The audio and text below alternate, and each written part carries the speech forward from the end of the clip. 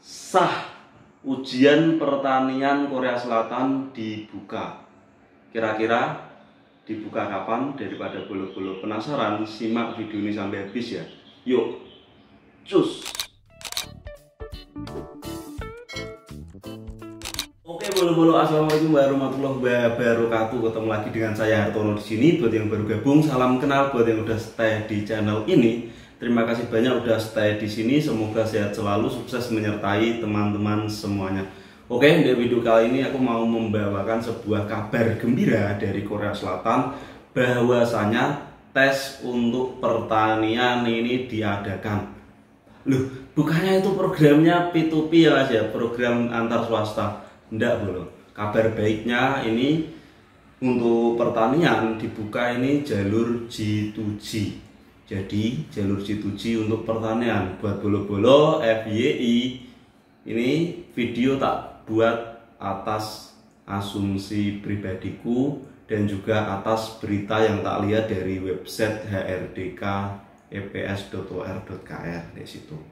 Dan bolo-bolo mau lihat, monggo silahkan dicek dulu. Terus mungkin bolo-bolo penasaran karena aku kemarin juga beberapa waktu lalu sebelum pulang ke Indonesia aku juga sempat ngevlog nenggok lokasi pertanian, kan sering loh. Aku bahkan sering juga datang ke pertanian, datang ke tempat peternakan sapi, terus peternakan ayam juga pernah, kambing aku pernah, tapi belum sempet tak vlog, visaku udah habis. Ya wes gak apa-apa, karena emang tujuanku ke Korea itu untuk cari modal. Terus alhamdulillah modal udah dapet, aku pulang kayak gitu. Jadi buat bolo-bolo yang paling terpenting nanti misal ke Korea, satu, ingat tujuan awal bolo-bolo apa. Ya wes, misal tujuannya udah dicapai, ya wes pulang gitu. Wes gak usah neko-neko. Jadi rata-rata kan tujuannya nyari modal loh bro. Yo kan masuk yo pindah ke warga negaraan enggak. Ya wes, tapi aku gak mau membahas itu, aku mau membahas mengenai bidang pertanian. Karena pada saat itu pas aku ngevlog, setelah aku ngevlog itu aku menemui dari cerita para petani, para peternak di Korea Selatan ini ternyata kekurangan pekerja, sulit untuk mencari pekerja, khususnya pekerja lokal itu udah nggak mau, anak muda nggak mau, dan mayoritas yang megang pertanian itu orang tua semua. Dan Indonesia gimana Mas? Indonesia sebenarnya ya sama sih. Padahal di Korea itu untuk pertanian sendiri itu udah dijamin pemerintah, kayak pupuk itu benar-benar disubsidi, nyarinya mudah. Ini aku nggak menjelekkan pemerintah kita, enggak ya.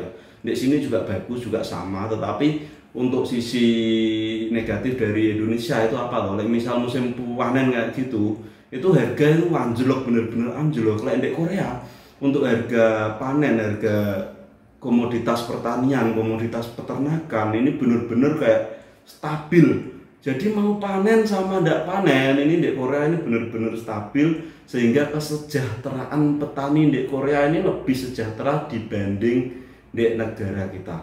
Karena bapakku sendiri juga seorang petani, aku pun yo alhamdulillah buat makan yo ngutang-ngutang kayak gitu bro. Karena yo misal pas panen harganya anjlok, beli pupuk harganya mahal, sulit didapat kayak gitu. Ini realita yo. Mungkin bolo-bolo ada yang orang tuanya petani, silahkan tulis di kolom komentar di tempat bolo-bolo itu seperti itu atau cuma di tempatku tok.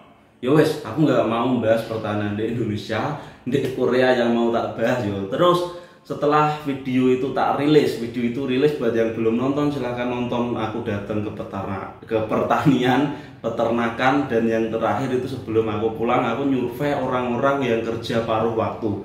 FYI, rata-rata orang yang kerja paruh waktu yang tak survei itu adalah pekerja-pekerja ilegal atau pekerja kaburan, entah itu dari negara kita juga ada. Tetapi yang mayoritas paling banyak itu dari Vietnam, dari Thailand, dari Kamboja, Filipina kayak gitu. Itu banyak yang kerja paruh waktu di hari Sabtu, Minggu, atau bahkan ada yang emang kerjaannya kerja nek sawah atau kerja bayaran iltang. Iltang itu apa? Kerja yang bayarannya harian, itu banyak dari negara-negara sana. Orang Indonesia paling cuma iseng-iseng tok, kalau enggak ya paling pabrik yang sepi itu tok. Karena banyaknya pekerja ilegal ini, untuk program pemerintah Korea yo mulai tahun 2022 kemarin sampai 2023 ini, saking banyaknya pekerja ilegal, maka dilakukan penangkapan-penangkapan, gerebekan yang insentif. Udah tak bahas juga saat itu, karena jumlah pekerja ilegal atau warga ilegal yang tinggal di Korea itu menembus angka 400.000 lebih, maka ditargetkan dalam setahun penggerebekan atau pengurangan pekerja ilegal ini sampai berapa 200 ribuan gitu, pokoknya 50% itu mau dikurangi, dan sampai bulan berapa ya, bulan 3 atau 4 itu udah dapat berapa puluh ribu gitu.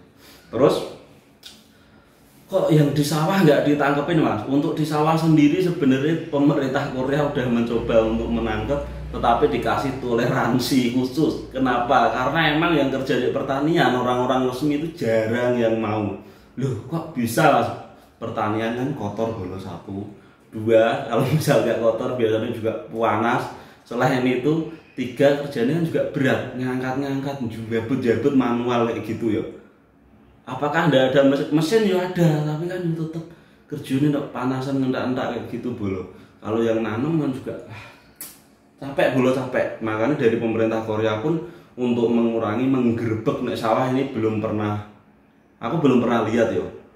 Untuk yang kerja di sawah biasanya ketangkep itu pas pulang naik mobil kayak gitu, karena emang dari warga Korea sendiri pun yo mengakui menggunakan pekerja ilegal karena sulitnya pekerja resmi di bidang pertanian ataupun peternakan. Jadi sampai saat itu juga tak review juga adanya demo penolakan penggerebekan warga ilegal atau pekerja ilegal oleh warga Korea. Sebenarnya nggak masuk akal kan? Di Indonesia ada masuk dari Cina, pernah dengar loh? Masuk dari Cina berapa ribu gitu tok ya. Padahal ngirim tenaga kerja ke luar negeri ini ratusan ribu ibaratnya Indonesia. Itu udah wah digoreng entek-entekan. Udah dibilang kayak gimana ya? Antek Cina kayak gitu, tapi dek Korea itu malah warga Korea itu melindungi warga ilegal supaya tidak digerebek. Dan ini realita emang kayak gitu. Bahkan demo ini di deket pabrik Songso itu juga sampai sekarang masih sering demo. Waktu terakhir aku sebelum pulang aku main ke Hanil. Hanil itu pusat kota di Daegu. Lek orang kita nyebut Hanil, orang Korea nyebut itu yo apa ya, Sine. Pusat kota itu paling ramai, itu juga demo untuk menghentikan penggerebekan pekerja-pekerja ilegal kayak gitu. Terus langkah yang selanjutnya dilakukan pemerintah apa? Penggerebekan tetap dilakukan terus karena itu udah kebijakan dan tidak ngefek. Bahkan penggerebekan sendiri udah melanggar kayak apa ya, peraturan-peraturan yang kayak untuk tempat ibadah kan nggak boleh sebenarnya. Beberapa waktu lalu tak bahas juga ini di gereja ini digerebek, mudah-mudahan sih tempat ibadah lain nggak ada yang digerebek ya, karena kasihan emang udah sebenarnya melanggar. Maaf bola, aku pengen ketawa soalnya teman-temanku juga banyak yang kaburan kayak gitu ya. Mudah-mudahan sih selamat teman-teman yang pada kaburan, tujuannya tentunya kan baik loh, ke luar negeri nekat itu sampai jadi kaburan kan untuk mencari nafkah, untuk merubah nasib kayak gitu, meskipun terkadang udah lupa sama tujuannya. Terus pokoknya mudah-mudahan berangkat sendiri, pulang sendiri, berangkat dengan utuh, pulang utuh, dapat duit yang banyak. Amin. Terus setelah itu pemerintah juga nggak apa ya, menutup mata juga ya, maksudnya memang karena kekurangan pekerja hingga akhirnya kemarin di bulan Agustus awal sebenarnya ini diadakan pembukaan untuk jalur pertanian dan peternakan. Loh kok aku nggak dengar Mas, nggak dengar soalnya itu bukan untuk orang Indonesia. Untuk sementara yang udah dibuka tes sistem J2J ini untuk Thailand ya. Di sini sekali lagi untuk Thailand, jadi bolo-bolo yang orang Indonesia teman-teman misal pengen kerja Korea di bidang pertanian dan peternakan, sabar dulu karena yang baru disahkan itu dari Thailand. Nah terus untuk visa E8 dulu yang kerjasama antar Pemkot gimana Mas? Itu belum ada ujungnya bolo. karena pada saat itu dari negara lain itu udah ada kerjasama antar kota kayak gitu, terus kebanyakan pada kabur. Jadi dari Indonesia sendiri ini belum disahkan. Itu saat itu bolo-bolo nonton tuh, aku ngeblok nenggok salah satu desa terpencil Yongdok. Itu desa Yongdok itu perkebunan anggur luas ya, hektaran. Bahkan ada orang Indonesia yang punya kebun anggur di sana berapa hektar. Waktu itu aku ketemu sama Kang Toga di sana. Aku nanya sama Mbak E yang nikah sama orang Korea yang punya kebun anggur luas ini, itu untuk program antar Pemkot. Jadi Pemkot Blitar sama Pemkot Yongdok itu masih digodok. Dari Pemkot Blitar sih udah deal, dari Indonesia juga udah deal, tetapi dari Korea ini masih baru mikir untuk regulasi ini kayak gimana, terus untuk menanggulangi nanti terjadinya hal-hal yang nggak diinginkan, fasilitas-fasilitasnya kayak gimana. Karena pertanian di Korea perlu bolo-bolo ketahui itu pertanian musiman ya. Di musim dingin kayak gitu, itu pertanian itu butuh kos yang besar untuk bisa panen. Terus yang produktif ya tetap mulai musim semi sampai musim gugur atau musim panas ini dok. Musim gugur itu udah mulai dingin. Ini masuk bulan 9, ini nanti udah masuk musim gugur, udah mulai lumayan dingin gitu loh. Untuk Indonesia, bolo-bolo perlu bersabar dulu. Misal ada yang menawari untuk bekerja di pertanian, sekali lagi untuk di cross check dulu. Gimana cara cross check? Bolo-bolo tinggal telepon BP2MI. BP2MI sekarang udah bener-bener terbuka untuk sekarang yo. Responnya bagus. Aku udah membuktikan sendiri ke BP2MI beberapa waktu lalu. Itu aku ada sedikit pertanyaan, aku menelpon BP2MI. BP2MI itu bener-bener udah ngangkat. Lek dulu ini nggak mungkin terjadi karena waktu itu kan nggak ada ujian tuh. Aku sempat nelpon BP2MI, sempat ngechat, nggak ada respon sama sekali. Email juga nggak ada. Untuk kemarin aku email itu hari apa ya, kalau nggak salah itu hari Senin, dan hari Rabu email dari BP2MI ini udah dibales, disuruh hubungi ke call centernya BP2MI. Akhirnya tak hubungi, terus dikasih solusi. Jadi bolo-bolo yang mungkin ditawari untuk kerja ke Korea atau mungkin kerja ke luar negeri atau mungkin kerja di bidang-bidang lain atau pokoknya apa aja, itu tanya dulu ke BP2MI apakah program pertanian atau peternakan ini udah dibuka beneran atau belum. Soalnya aku melihat di website masih belum ada, di BP2MI juga masih belum ada.